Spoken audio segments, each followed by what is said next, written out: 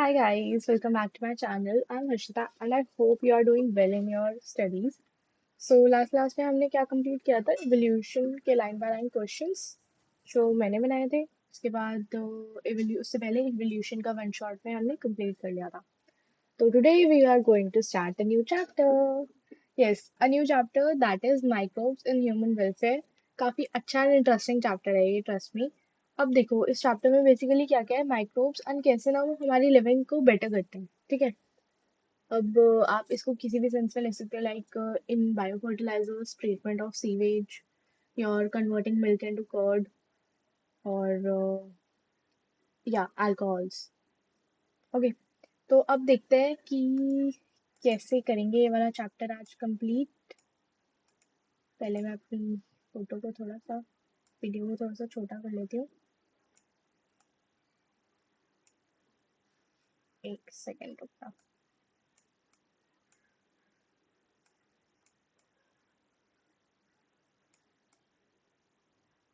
क्या बेटा. अब चलते हैं माइक्रोब्स के पास.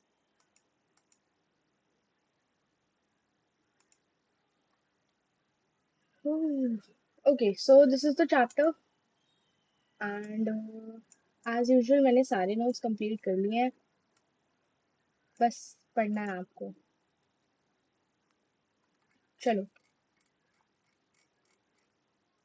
Microbes in human welfare is the name of the chapter. आपको ये 6 टर्म्स पढ़नी है basically. Microbes in human house hold, microbes in industries, microbes in sewage treatment, microbes in production of biogases, and microbes as control agents. चलो start करते हैं. यहाँ से start करेंगे. these all are the notes and line by line question इनके साथ में ही है. And one more thing, summary से भी मैंने सब कुछ लिख दिया है. समरी से भी मुझे 2-3 इंपॉर्टेंट पॉइंट्स मिले थे. And then will go to exercises. ठीक है, एक्सरसाइजेस भी करेंगे इस चैप्टर की because exercises to very important. अब आ जाओ, स्टार्ट कहाँ से करना है. ठीक है. ओके. तो सेम पैटर्न रखते हैं कि पढ़ते जाएंगे first of all, then will going to see the notes and बीच बीच में मैं आपको पूरा चैप्टर समझाती जाऊंगी. ठीक है. चलो स्टार्ट करते हैं माइक्रोब्स इन ह्यूमन वेलफेयर से. ओके. बिसाइड मैक्रोस्कोपिक, अब फर्स्ट ऑफ ऑल अर्थ में दो तरीके के योर ऑर्गेनिज्म होते हैं. One is मैक्रोस्कोपी. मैक्रोस्कोपिक क्या आपको सुनने से ही क्या लग रहा है? बड़ा. Macro level and micro level. Micro level is छोटा एंड मैक्रो लेवल इज बड़ा. मैक्रोस्कोपिक क्या होंगे फिर? प्लांट्स होंगे एंड एनिमल्स होंगे. ठीक है. एक सेकेंड रुकना प्लीज. ओके. ठीक है. And microscopic are your microbes. Then the question arises कि भाई माइक्रोस्कोप्स तो देख लिए, अब माइक्रोस्कोप्स मिलते कहाँ पर है? Microscopes are found in soil, water, air and sometimes some harsh conditions में मिलते हैं माइक्रोस्कोप, जहाँ मैक्रोस्कोपिक ऑर्गेनिजम्स मिल भी नहीं सकते. लाइक योर इनसाइड बॉडीज, हमारे अंदर भी है माइक्रोस्कोप. एनिमल्स की बॉडीज में, प्लांट्स की बॉडीज में, deep inside the glaciers, 100 degree Celsius में, deep inside soils and the layers of snow. ठीक है. एंड बहुत एसिडिक मीडियम में भी माइक्रोब्स मिलते हैं. देन माइक्रोब्स के कुछ examples are protozoa, bacteria, fungi, microscopic animals, plant viruses, viroids and prions. ठीक है. Some microscopes that can be sieved by naked eyes. अब देखो कुछ माइक्रोस्कोप्स जो होते हैं आपके, वो आप नेकेड आई से देख सकते हो एंड कुछ को आप नेकेड आई से नहीं देख सकते. ठीक है. अब नोट्स हमने सारे रीड कर लिए, एक बार हम एनसीईआरटी भी रीड कर लेते हैं. Beside macroscopic plants and animals, microbes are the major components of biological system of earth. You have studied about the diversity of living organisms in class 11. Do you remember which kingdom among the living organisms contain microorganisms? Which kingdom? The kingdom protozoa, bacteria, fungi, Microbes are present everywhere in soil, water, air, inside the bodies, and other animals and plants. They are present even at the sites where no other life forms can possibly exist. क्या बताया था मैंने? They are present at the sites where no other life forms could possibly exist. For example, deep inside the glaciers, thermal vents, where the temperature is high at 100 degrees Celsius, deep inside the soil, under the layers of snow several meters thick and highly acidic environment.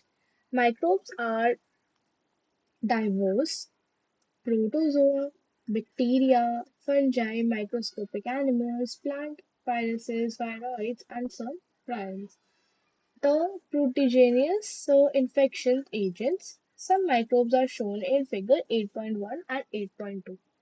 Okay, let's take a look of microbes. See, this is how a microbe look like. Okay.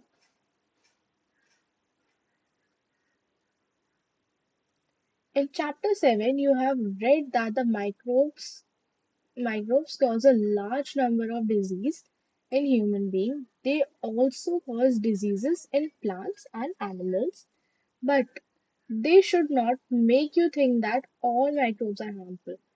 Some microbes causes diseases, but not all microbes causes diseases. Some microbes are not harmful. They are useful to man in diverse ways. Diverse ways बताए थे, household में, industries में, biogas में, and your bio fertilisers में. Remember एक चीज इसमें छूट रही है, that is very important, and जिससे हमेशा एक क्वेश्चन आता है, दैट इज सीवेज में. कैसे सीवेज ट्रीटमेंट होता है. ठीक है. Microbes in human household. You would be surprised to know that we use microbes or product derived from them every day. A common example is the production of curd from milk. अब do you know कि curd कैसे बनता है milk से. Remember मम्मा milk थोड़ा सा गर्म करती है, जिसमें आप अपनी फिंगर डिप कर सको उतना गर्म, एंड उसके अंदर एक चम्मच कर्ड डाल देती है, एंड उससे कैसे हो जाता है, नेक्स्ट डे जब आप लोग देखते हो तो क्या होता है, उससे कर्ड बन जाती है. अब यही पढ़ते हैं हम कैसे बनती है मिल्क से कर्ड. ठीक है. Microorganism such as lactobacillus and other commonly called lactic acid bacteria LAB grows in milk. जब हमने मिल्क लिया, उसे गर्म कर दिया. ठीक है. तो उसमें एक स्पून आपने क्या डाल दी, कर्ड. अब उस मिल्क के अंदर दो बैक्टीरिया ग्रो कर रहे हैं, and the name of two bacterias are lactobacillus and the second bacteria is lactic acid bacteria. ठीक है. That grows inside the milk and make that into curd. Okay, convert into curd. During growing of lactic acid bacteria produces acid that coagulate the partially digested milk protein A. अब वो coagulate कर देता है किसको, partially digested milk. A small amount of curd is added to the fresh milk as inoculum and start containing millions of lacto acid bacteria. एक spoon डालने से ही वो कैसे डिवाइड कर जाता है, मिलियंस में डिवाइड कर जाता है. ठीक है. But at suitable temperature. अब बताओ इसका सूटेबल टेम्परेचर क्या होगा. इफ यू हैव सीन कि मम्मा जब भी मिल्क रखती है ना, तो मम्मा मिल्क बाहर ही छोड़ देती है. फ्रिज के अंदर तभी डालती है मम्मा मिल्क जब कर्ड बन चुकी होती है. ठीक है. तो your suitable temperature is outside the fridge, then converting of milk to curd. Thus, while also improve the nutritional quantity by increasing bacteria. कौन सा बैक्टीरिया की रिच होती है कर्ड? बैक्टीरिया, सॉरी बैक्टीरिया नहीं, vitamin B12. In our stomach too, the lactic acid bacteria plays a very beneficial role in checking diseases causing microscope. ठीक है, समझ में आ गया कैसे कर्ड बन जाती है? Okay. Next is dough, which you use to make food like dosa and idli, are also fermented by bacteria. ठीक है, the puffed appearance of dough are due to production of large amount of carbon dioxide.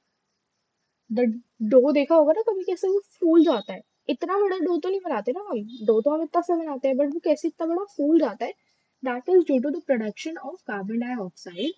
Can you tell which metabolic pathway is taking cellular respiration? Where do you think the bacteria for these fermentation comes from? Similarly, the dough which is used to make bread is fermented using, अब जो dough आप bread बनाने के लिए use करते हो, that is your baker's yeast, and उसका नाम क्या है? सैक्रोमेसिस सर्वेसिए. ठीक है, ये आप बहुत इंपॉर्टेंट में याद रखोगे. A number of traditional drinks such as toddy is a traditional drink. A traditional drink for some part of southern India is made by fermenting saps from palms. Microbes are also used to ferment fishes, soya beans, bamboo shoots to make food. Then आ गया आपका second most important thing, that is cheese. Cheese is the oldest food thing in which microbes were used. Different varieties of cheese are shown by these characteristic textures, flavors, and taste. Flavors and taste of cheese depends on which microbe is used to make the cheese. The speciality coming from the microbes used. For example, large number of holes. If you eat Swiss cheese, उसका test will be different, क्योंकि उसके अंदर क्या होता है? Large number of holes होते हैं. वो होल्स किसकी वजह से होते हैं? प्रोडक्शन ऑफ CO2 की वजह से होते हैं. किस बैक्टीरिया ये प्रोड्यूस करता है? Propionic propionic bacterium shermanii. ठीक है, this is too very important. ये पूरी लाइन में हाईलाइट कर रही हूँ. The large hole in Swiss cheese is due to production of large amount of carbon dioxide by bacterium named Propionic bacterium Shermani. Then आ गया आपका Roquefort cheese. Roquefort cheese ये क्या होता है? Ripened by fungi, specific fungi. ठीक है, इसको भी हम हाईलाइट कर लेते हैं. Roquefort cheese ripened by growing of specific fungi, that is to give a particular flavor. ठीक है, अब हमने ये तो पढ़ लिया कि कैसे भी हाउस होल्ड में यूज होता है. इसके हमने तीन चीजें पढ़ी. First and the foremost is production of curd, जिसमें ये मल्टीप्लाई कर जाता है, एंड कौन से विटामिन में रिच होता है? विटामिन B12 में. देन पढ़ा हमने डो, इडली एंड सांबर बनाने, इडली एंड डोसा बनाने का जो डो होता है, उसे कैसे ये फर्मेंट कर देता है, एंड कैसे वो इतने से इतना बड़ा हो जाता है due to the production of carbon dioxide. Third पढ़ा हमने क्या? In the production of your cheese. एक डो में कौन सा था वो माइक्रोब याद पता है? Baker's yeast and your Swiss cheese and Roquefort cheese. Swiss चीज में कौन सा बैक्टीरिया यूज करा था हमने? Propioni bacterium shermanii. And Roquefort cheese में हमने एक specific kind of fungi use किया था. अब एक बार हमें इससे कर लेते हैं तो हमें ना बहुत अच्छे से याद हो जाएगा. ठीक है, microbes in human household products. First तो हमारा बहुत अच्छे से याद हो गया हमें, curd to milk. Bacterium which convert curd to milk is lactobacillus and lactic acid bacteria. ठीक है. Then curd is partially digested. एक सेकंड रुकना प्लीज. बताओ बताओ उसमें कौन सा विटामिन में रिच होती है. विटामिन B12 में. Curd is rich in bacteria. Bacteria को लिखा हुआ है मैंने. Vitamin B12. In dosa, toast, the puffiness is due to large production of carbon dioxide. असल ये अभी छोड़ देते हैं, काम करते हैं. We will continue that in next class जो शेड्यूल करेंगे for question and answers. ठीक है. चलो फिर आगे चलते हैं. लार्ज फूड्स एंड इंडस्ट्रीज, ये सारे क्वेश्चन है. अब आ गए हम माइक्रोब्स इन इंडस्ट्रियल प्रोडक्ट्स. ठीक है. कैसे इंडस्ट्रियल प्रोडक्ट्स में यूज होते हैं microbes in industrial products. Even in industries microbes are used to synthesize number of products valuable to human being, beverages and antibiotics. antibiotics के बारे में बेसिकली एंड अल्कोहल्स के बारे में पढ़ेंगे. अब required production of industrial scale required growing of microbes in large number of vessels called as fermenters. ठीक है. अब देखते हैं fermented बेवरेजेस क्या क्या होती हैं. बेसिकली यहाँ पे ये लोग क्या बना रहे हैं. The main product formed is your alcohol. Microbes, especially yeast, you can have been used at the time. कौन सा बैक्टीरिया यूज किया हुआ है. yeast in the production of beverages like wine, beer, whiskey, brandy, or rum. For this purpose, the same yeast used Saccharomyces Saccharomyces cerevisiae, also used for bread making and commonly known as brewers yeast, is used for fermenting of malted cereals, fruit juices and production of what your ethanol. Ethanol के production में use किया जाता है. Do you recollect the metabolic reaction result in the production of ethanol.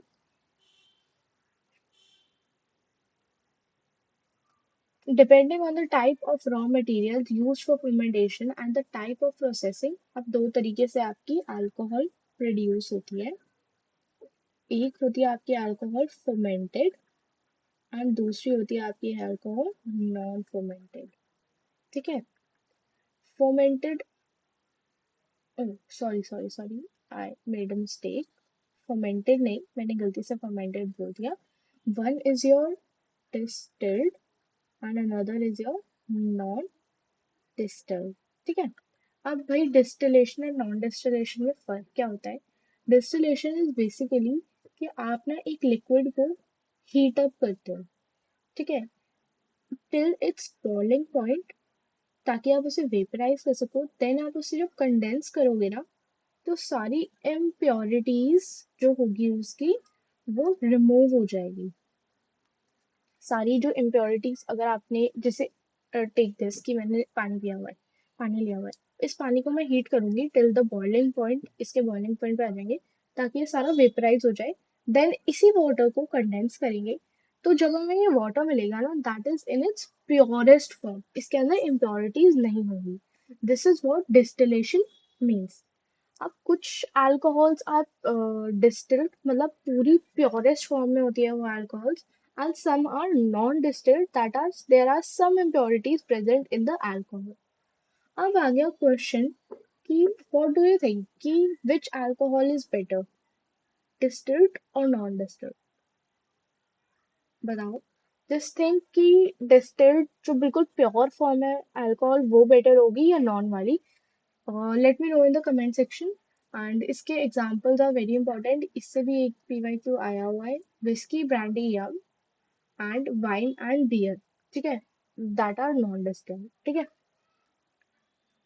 चलो let's go to the next paragraph. Next point is कि microbes are used in making of antibiotics. Antibiotics produced by microbes are regarded as one of the most significant discovery of the 20th century and have greatly contributed towards the welfare of human society. Anti means against and biotic means life. ठीक है. Together they form against life in the context of diseases, मतलब diseases को मारना, basically diseases को क्या करना basically. Antibiotics are chemical substances which are produced by some microbes that can kill or retard the growth of the diseases. These microbes can kill or retard the diseases. Okay. First and the foremost important is you are familiar with the common antibiotic that is penicillin. Do you know the penicillin was first antibiotic to be discovered? That is very very very important. And who discovered this? Alexander Fleming discovered penicillin, who worked on Staphylococcus bacteria, once observed mouth growing in an unwashed culture plate. ठीक है.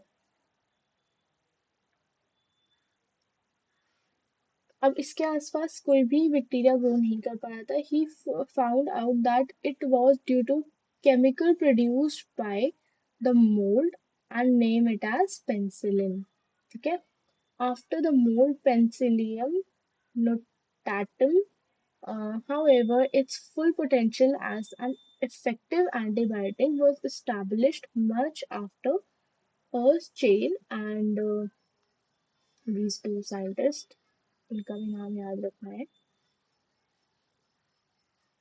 This antibiotic was extensively used to treat American soldiers' wounds in your World War II. Fleming Chain and Florey was awarded the Nobel Prize in year 1945. ठीक है. After penicillin, other antibiotics were also purified from other microbes. Can you name some other antibiotics? Find out their sources. Antibiotics has greatly improved our capacity to treat deadly viruses such as plague, whooping cough, kali khasi, and gal goto, etc., which used to kill millions all over the globe. Today, we cannot imagine a world without antibiotics. Can you imagine a world without antibiotics or medicines? I don't think so. Okay, so ये भी पढ़ लेते हैं. उसके बाद यहाँ पर आएंगे. यहाँ पर ये I have a question of PYQ of 2020 and 21 जो बहुत लेटेस्ट में आया है, तो I guess you should solve that. Chemical enzyme and other bioactive molecules. Okay, microbes are also used for commercial and industrial production of certain chemicals like organic acids, alcohols, enzymes. Example of acid producers are Aspergillus niger, a fungus for citric acid, Acetobacter aceti for acetic acid, Clostridium butylicus some for butylic butyric acid, lactobacillus for lactic acid. ये तो आपको इनके नाम से ही याद रखना पड़ेगा. देखो, एसिटोबैसिल एसिटी से हो गया आपका एसिटिक एसिड, ब्यूटाइल से हो गया ब्यूटाइरिक एसिड, लैक्टो से हो गया लैक्टिक एसिड. बस एक ये वाला जो है वो थोड़ा सा राइम आउट नहीं करा, तो इससे आप सिट्रिक एसिड से याद रख लेंगे. ठीक है. देन आ गया आपका yeast. Yeast Saccharomyces cerevisiae is used for commercial production of ethanol. Yeast is used for the commercial production of ethanol. आपने पहले भी पढ़ा था. And for your bread baking. Microbes are also used in the production of enzyme. Lipase are used as detergents. ये सब important है. ये PYQ में ना क्या करता है, ऐसे दे देता है एंड आपको किसी का भी पूछ लेता है, मैच करो या कुछ भी करो. ठीक है. Formulation and the end are helpful in removing oil stains. क्या lipase are used as detergent, तो ऑयल स्ट्रेन्स को लॉन्ड्री से रिमूव करने में हेल्प आउट करता है. You must have noticed the bottled fruit juice bought from the market and cleaner are compared to made at home. This is because water juices are clarified and use of fertilizers and proteinase. Streptokinase produced by bacterium Streptococcus and are modified by genetic engineering is used as a clot buster. This is very important. Streptokinase is used as a clot buster for removing of clot from blood vessels for the patient who goes for myocardial infarction leading to heart attack. इसको लिख लेते हैं हम streptokinase किसके लिए use होता है it is a clot buster another bioactive molecule is cyclosporin A where it is used as immunosuppressive agent और कब यूज होता है इन organ transplant patients produced by an fungi trichoderma polysporum. This is too very important. क्या नाम है इसका cyclosporin ए किस चीज के लिए यूज होता है ये योर इम्यूनो सप्रेसिव एजेंट ठीक है कहाँ यूज होता है your organ transplant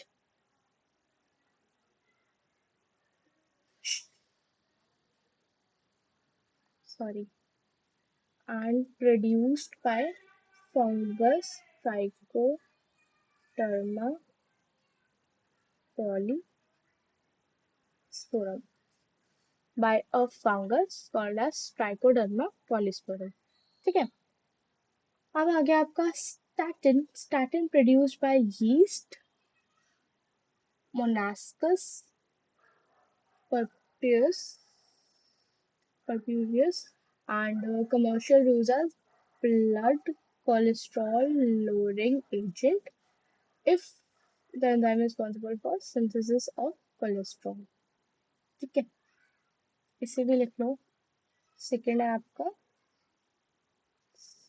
statin that is your blood cholesterol lowering agent ठीक है तो जहाँ तक we have completed microbes in sewage से हमें अब स्टार्ट करना है let's take a 5 minutes break ठीक है उसके बाद विल कंटिन्यू आधे घंटे की क्लास हो चुकी है अभी ठीक है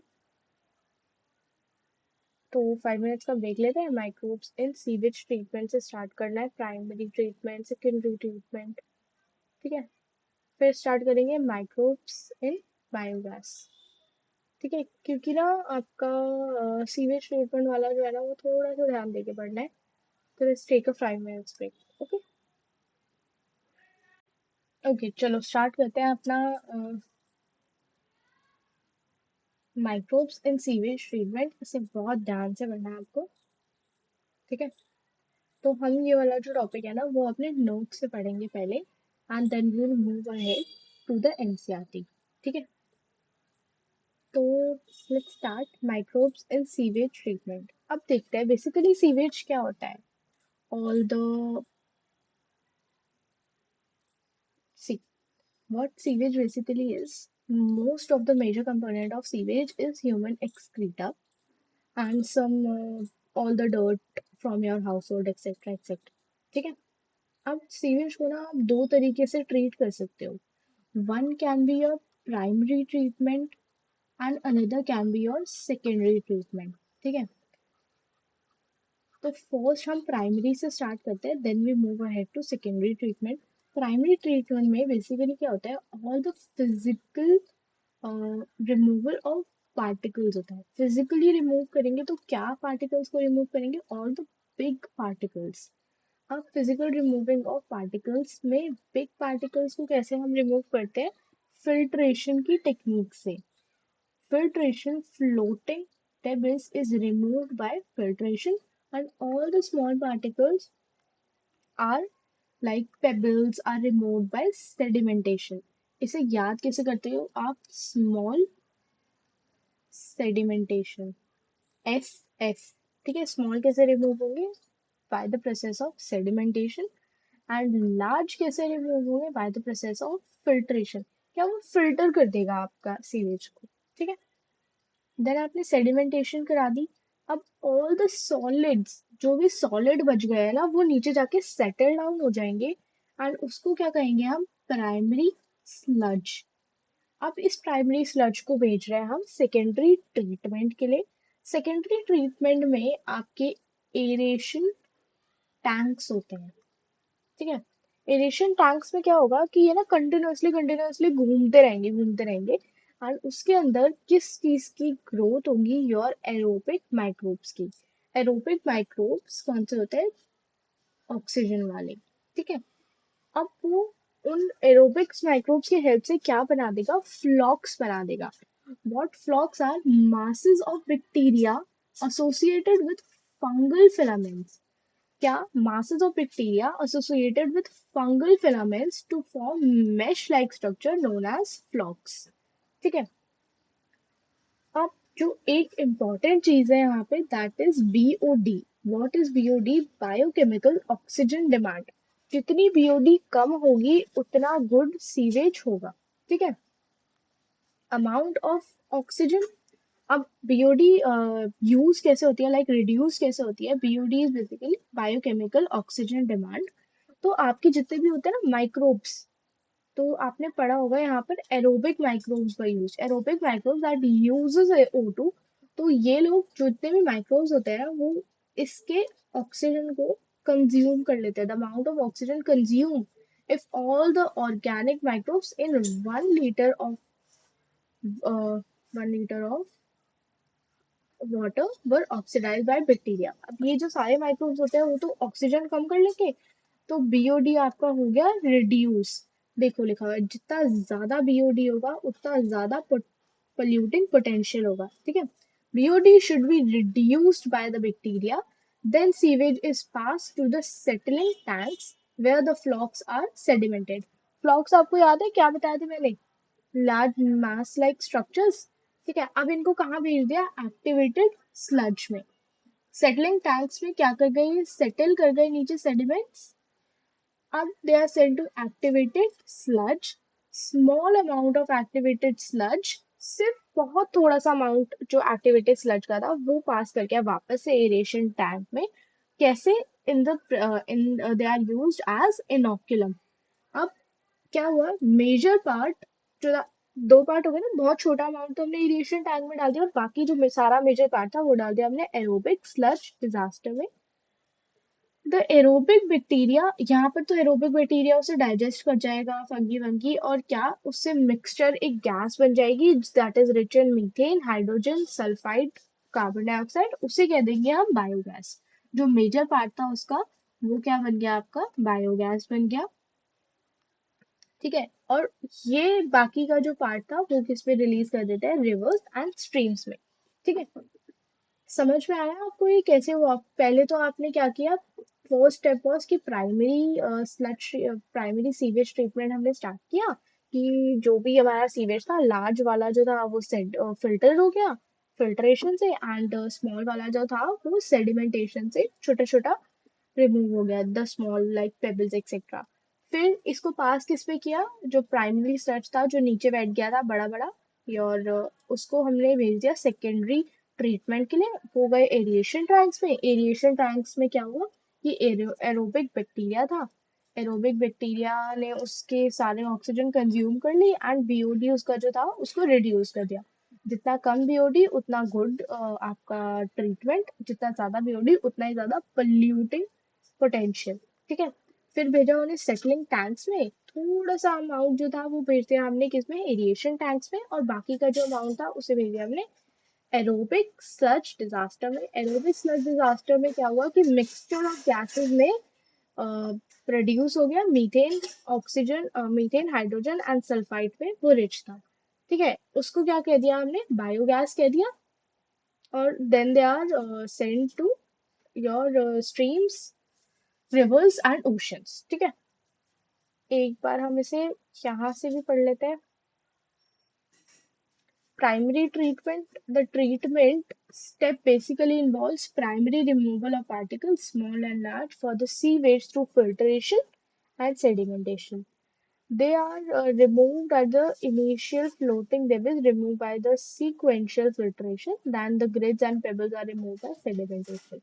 All the solid primary sludge and the superintendent form, the effluent and the primary settling tanks is taken for secondary treatments. ठीक है। फर्स्ट में तो बस removal of your large and small filtration and sedimentation है बस। Secondary treatment of biological treatment, the primary effluent is passed to large aeration tanks where it is constantly aerated, mechanically air pumped into it and make vigorous growth of bacteria, anaerobic microbes into flocks. Flocks क्या बताया? Masses of bacteria associated with fungal filaments and these mesh-like structures. While growing, these microbes consumes the major part of the organic material that significantly reduces your BOD, biochemical oxygen demand. ठीक है? BOD refers to the amount of oxygen that could be consumed if all the microbes are in 1 liter of water were oxidized by bacteria. The sewage treatment is treated by BOD is reduced. BOD tests the measure of rate of uptake of oxygen by microorganisms in sample of water. Thus, indirectly, BOD is measured on the organic material present in the water. The greater the BOD of water, wastewater, the more is the polluting potential. ठीक है, तो basically हमारा जो point है कि हमें BOD reduce करना है। अब आ जाओ, once the BOD of the sewage wastewater is reduced significantly, the effluent is then passed into settling tanks where the bacteria flocks are allowed to sediment. अब इसको क्या कहते हैं हम? This sediment is called as activated sludge. A small part of activated sludge is produced back to your aeration tanks, serve as an inoculum. The major part is where that goes to aerobic sludge disasters, जहाँ पर almost सब कुछ consume हो जाता है। किससे? आपके fungi and bacteria से, जो एनारोबिकली ग्रू करते हैं वहां पर, और ये क्या बना देते हैं उसको? Rich in methane, hydrogen sulphide and carbon dioxide, also known as biogas. ठीक है। The effluent form of secondary treatment plants are generally released to natural water bodies like river and streams. The aerial view of such plants are shown in figure 8.7. You can appreciate how microbes play a major role in treating millions of gallons of wastewater every day across the globe. A methodology has been practiced for more than the century now in almost all the parts of Earth. Till date, no man-made technologies has been able to rival the microbial treatment of sewage. You are aware that due to increasing urbanization, sewage being produced in such large quantities that even before, however, the number of sewage treatment plants has not increased enough to treat such large quantities, so the untreated sewage is often discharged directly into rivers. अब ये क्या कह रहे हैं basically कि भाई इतने भी हमारे पास बहुत सारे ही नहीं है, तो कभी कभार जो अनट्रीटेड सीवेज होता है वो कहाँ डिस्पोज ऑफ कर दिया जाता है? रूरल एरिया में, रूरल रिवर्स में। ठीक है। The Ministry of Environment and Forest has initiated your Ganga Action Plan and Yamuna Action Plan to save these major rivers of our country from polluting. Under these plans, it is proposed to build a large number of sewage treatment plants so that only treated sewage may be discharged in the river. पहले क्या करते थे कि भाई जो untreated है वो भी रिवर में डंप कर दे, तो यमुना एंड गंगा को बचाने के लिए the two plans are started, Ganga action plan and Yamuna action plan. ठीक है। A visit to sewage treatment plants suitable in any place near interesting to, ठीक है, तो हमारा वो कंप्लीट हो चुका है अब कि कैसे sewage treatment is done. Next topic is are microbes in the production of biogases. ठीक है, तो ये स्टार्ट करते हैं. ओके, तो हमने लास्ट क्या किया था, सीवेज ट्रीटमेंट कंप्लीट कर लिया था. Let's start with biogases. छोटा कर लेते हैं इसको हम. यस, तो आओ let's start this. Microbes in production of biogases से हमें करना है अभी स्टार्ट. एंड इसके बाद बहुत ही छोटा सा चैप्टर बचा हुआ है. बायोगैस के बाद बायो कंट्रोल एजेंट्स है and then your bio fertilisers. ठीक है, ऑलमोस्ट मेन जो हमारा सीवेज ट्रीटमेंट था वो हमने कंप्लीट कर लिया है. ठीक है, चलो. Microbes in production of biogases. Biogases, first of all, is a mixture of gases containing predominantly methane produced by microbial activities. ठीक है, that can be used as a fuel. We have learned that microbes produces different type of gaseous end products during the growth of metabolism.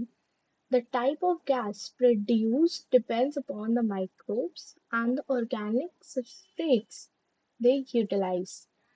In the examples, in the relation of fermentation of dough, cheese making, and the production of beverages, the main gas produced.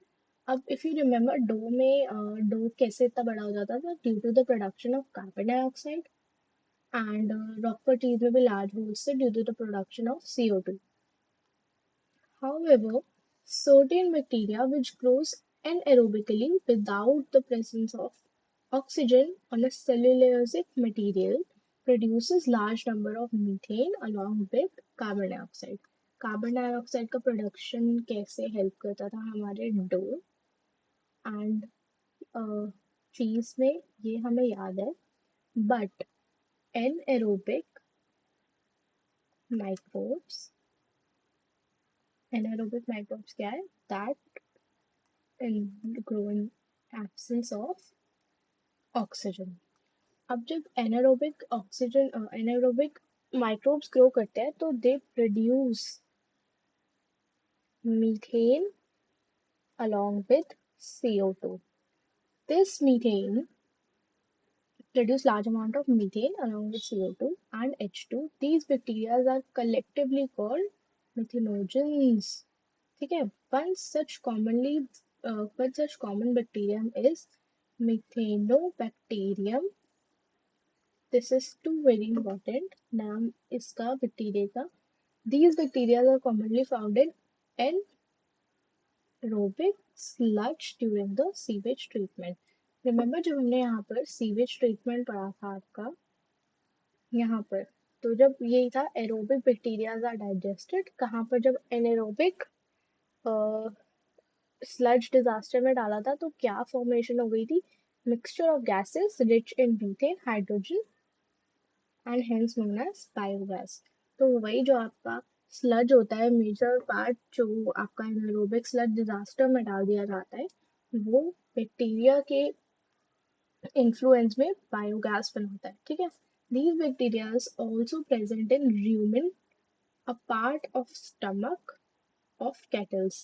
Cattle के rumen में भी present होते हैं. A lot of cellulosic material present in food of the cattle are also present in the rumen. ठीक है, in rumen these bacteria helps in the breakdown of cellulose. rumen में जो आपके bacteria present है, that helps in the breakdown of cellulose. ठीक है, in human these bacteria help in the breakdown of cellulose and plays an important role in nutrition of cattle. Do you think we human beings are able to digest cellulose? You know these cellulose कहाँ present होती है? These are present in grasses. जो cows होती है, cows और kettles कह सकते हैं हम उन्हें, दे ईट ग्रासेस, वो डाइजेस्ट कर जाती है ग्रासेस को, बट अगर सेम पॉइंट में हम ह्यूमंस ग्रासेस को ईट करेंगे तो क्या हम डाइजेस्ट कर पाएंगे? नहीं कर पाएंगे, because in human we don't have cellulase to digest cellulose. Cows and cattles के पास ये एंजाइम प्रेजेंट होता है, कहाँ पर? बैक्टीरिया ल्यूमिन में प्रेजेंट होता है, जो हेल्प करता है सेलुलोज को डाइजेस्ट करने में. Got it? Thus, the excreta dung of cattle is commonly called as gobar, that is rich in these bacteria. Dung can be used for generation of biogas and also known as गोबर gas. ठीक है. जो kettles का excreta होता है that is rich in this and that can be used in the production of biogases.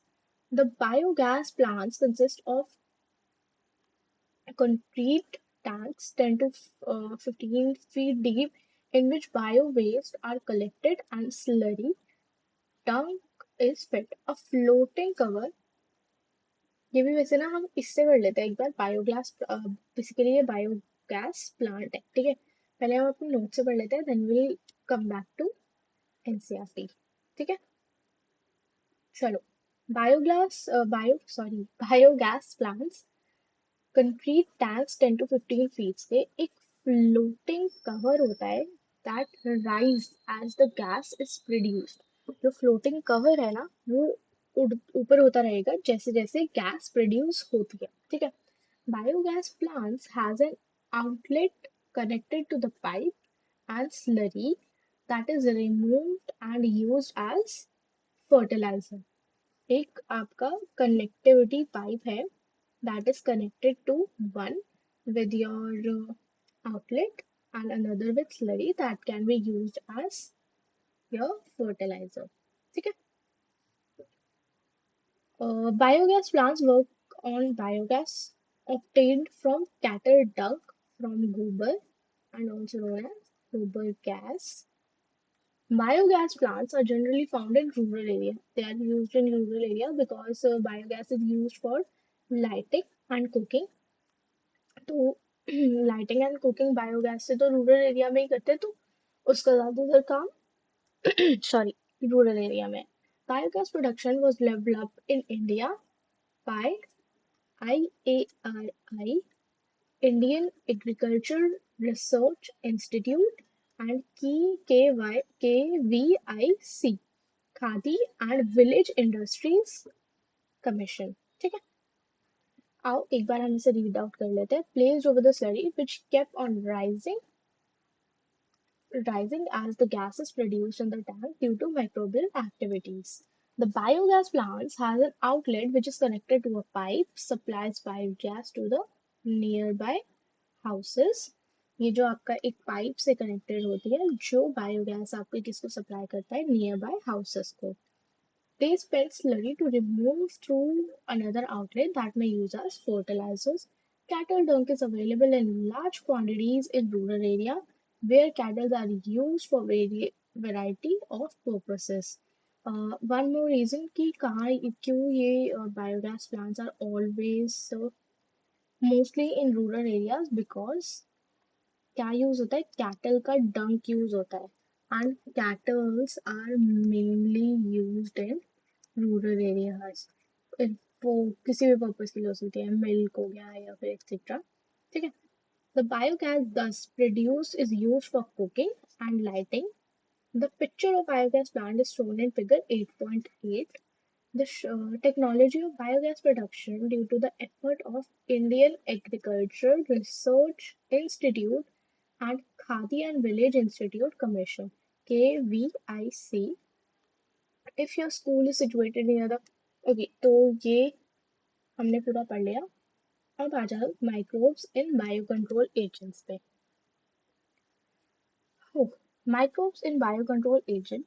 Biocontrol refers to the use of biological methods for controlling plant diseases and pests. This is basically कि जो आपके crops होते हैं ना उन्हें कैसे protect कर सकते हैं हम.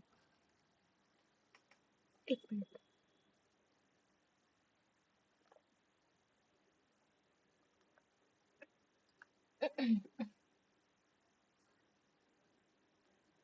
My throat is not very।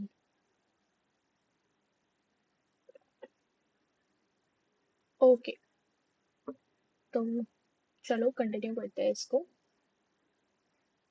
ठीक है। In modern society, this problem has been tackled increasingly by the use of chemicals। क्या करते थे कि पेस्ट जो आपकी क्रॉप्स है ना उस पे क्या कर देते हैं, केमिकल्स स्प्रे आउट कर देते हैं, like pesticides and insecticides, but these are made up of chemicals, so they harms the crop and make it unfit for use। ठीक है। Use of pesticides and insecticides, these chemicals are toxic and extremely harmful to human being and animal life, and have been polluting our environment, soil, ground, water, etc. Fruits, vegetables, and crop plants. Our soil is also polluted through the use of weedicides to remove weeds। Paste remove करने के लिए pesticides, insects remove करने के लिए insecticides and weeds remove करने के लिए weedicides. ठीक है। बट ये लोग क्या करते हैं, जिस सॉइल पे आपकी क्रॉप ग्रो करी है उससे ही डैमेज आउट कर देते हैं। ठीक है। Biological control of pests and diseases. In agriculture, there is a method of controlling pests that relies on the natural predation rather than introduced chemicals. A key belief of organic farmers is that biodiversity furthers health. The more variety of landscape as more suitable, and the organic farmer therefore works create a system where the insects that are sometimes called as pests and not eradicates, but instead of keeping manageable level of complexity and check and the balance of living organism contracting with the conventional farmers, which often use chemicals to kill both useful and harmful indiscriminately। चलो, this is this is holistic approach that seeks to develop an understanding of webs and interaction between the myriad of organisms contributing farms, fauna and flora। The organic farmers hold the view of eradication of features that are often described as pest is not only possible but also undesirable, for without them beneficial predators and parasitic insects which depends upon the food or the host would not be able to survive. Thus, the use of biocontrol measures are greatly reduced our dependence on toxic biocontrol measures will greatly reduce our dependence on toxic chemicals and pesticides, an important part of biological farming approach to become familiar with the various life forms that inhabit the field। अब देखो ये सब कुछ तो बस हमें जो learn करना है, that is, see this, the very familiar beetle with red and black marking known as the ladybird and dragonflies are used to get rid of aphids and mosquitoes। अब बेसिकली क्या करते हैं, मॉस्किटोज से बचाने के लिए ना, what farmer introduce ladybirds and dragonflies। ठीक है। An example of microbial biocontrol agent that can be introduced in order to control butterfly caterpillars is bacteria Bacillus thuringiensis (BT) that is available in the satin and dried spores which are mixture of water and sprayed। अब देखो ये क्या करते हैं कि butterfly caterpillars से बचाने के लिए और दे यूज बीटी बैसिलस thuringiensis। अब ये क्या करते हैं, उसको, बीटी को बटरफ्लाई कैटरपिलर्स खा जाते हैं। जब वो खाते हैं एंड ये उनके गट में पहुंचता है, that releases a toxin which kills the larva. ठीक है? The bacterial diseases will kill the caterpillar but leave the insect unharmed because of the development and the method of genetic engineering. अब ये कैसे बना है? जेनेटिक इंजीनियरिंग की help से बना है, तो इस बीटी बैक्टीरिया को कुछ नहीं होता बट द कैटरपिलर्स डाई. ठीक है? In the last decade, so the scientist has introduced BT toxin gene into plants. Such plants are resistant to attack by insect pest. BT cotton is one of the such example. और अब ये chapter हम chapter number 10 that is biotech वाले chapter में पढ़ेंगे. ठीक है? A biological control being developed for use of treatment of plant diseases in fungus known as Trichoderma species for free-living fungi is very common in the root ecosystem. The effective biocontrol agents of several plant pathogens.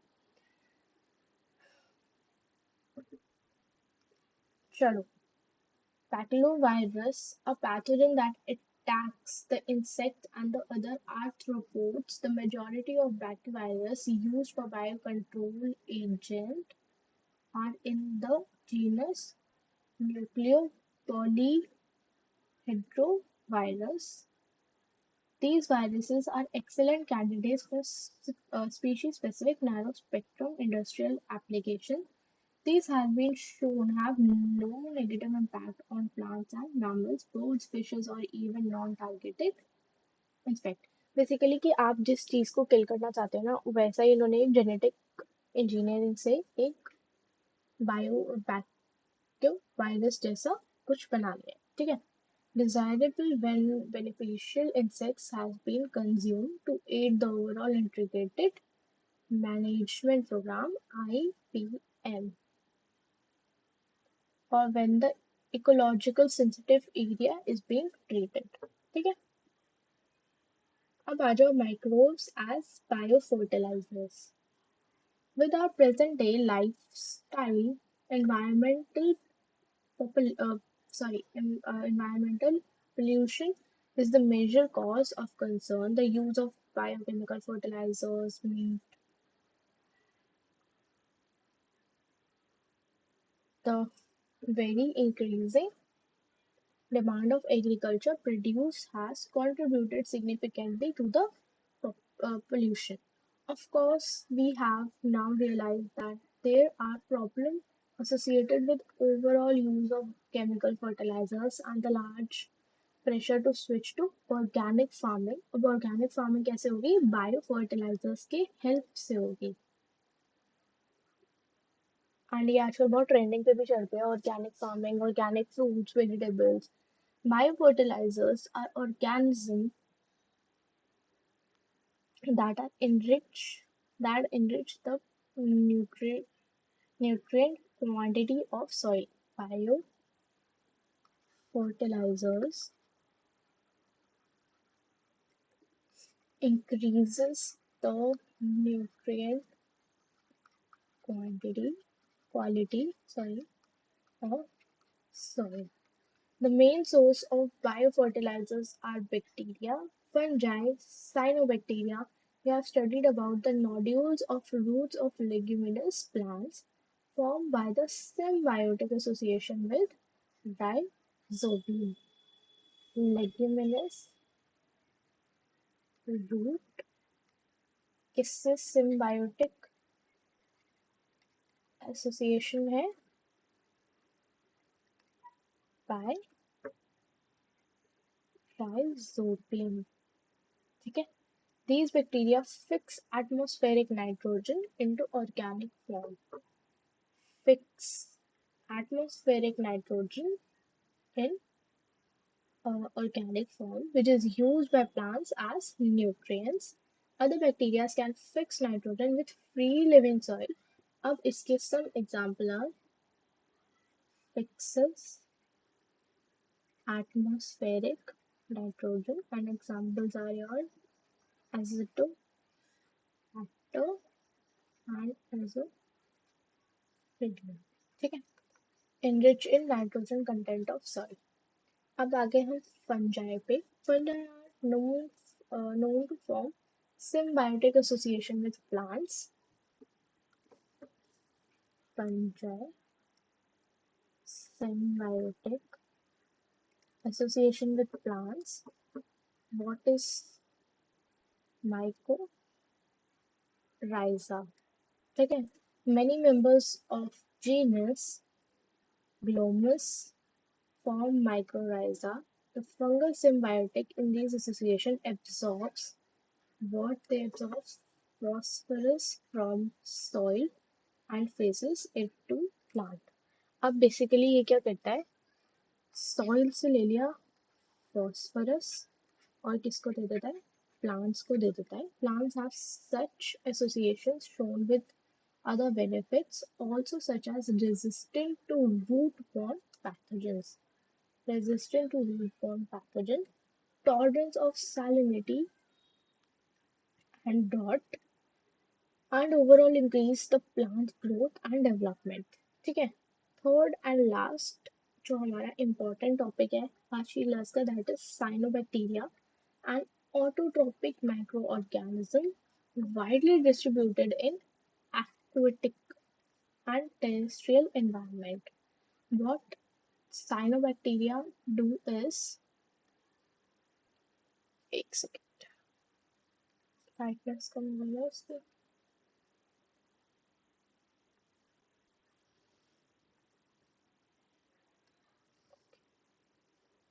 What your cyanobacteria serves an important as fixes atmospheric nitrogen. Some examples are anabina, nostoc, etc. In a paddy field, cyanobacteria serves an important biofertilizer. This is very important. Serve as an important biofertilizer. Blue-green algae also added organic matter to soil and increase its fertility. Currently, in our country, a number of biofertilizers are available commercially in market, and farmer uses them regularly in the field to replenish soil nutrition and reduces the dependence of chemical fertilizers. एक बार इसे यहाँ से पढ़ लो, then we'll going to end the class. Main source of biofertilizers. These are question 1, 2, 3, 4, 5. ये पढ़ते हैं. The fungal symbiotic absorbs phosphorus. This makes the plant more resistant to root-borne pathogens. Tolerance to salinity and drought increases plant growth and development. And your second most important thing, that was cyanobacteria. Cyanobacteria is an autotrophic microbe, fixes atmospheric nitrogen. Three examples are these. Serve as an important biofertilizer. This is the most important line. Blue green algae increases the fertility. तो यहाँ हो गया हमारा chapter and. Next class में हम क्या करेंगे, summary, exercises and ये जो नोट्स के सारे क्वेश्चंस है ना, ये कंप्लीट करेंगे. The line by line questions of NCERT. ठीक है, चलो आज की क्लास को वाइंड अप करते हैं. I hope you enjoyed the class. ठीक है, बाकी अपने फीडबैक ज़रूर देना मुझे कमेंट सेक्शन में, और मैंने जो 2-3 आपसे क्वेश्चंस पूछे थे पूरी वीडियो के बीच में वो मेरे को बताना. ठीक है, नेक्स्ट क्लास शेड्यूल करेंगे हम माइक्रोब्स के line by line questions and summary and exercises. इसके एक्सरसाइजेस में ना बहुत अच्छे अच्छे क्वेश्चन मिले, तो वो करेंगे. ठीक है, आज की क्लास बहुत लंबी हो गई है, तो इसे वाइंड अप करते हैं. ठीक है, तब तक के लिए पढ़ते रहो and all the best for your future.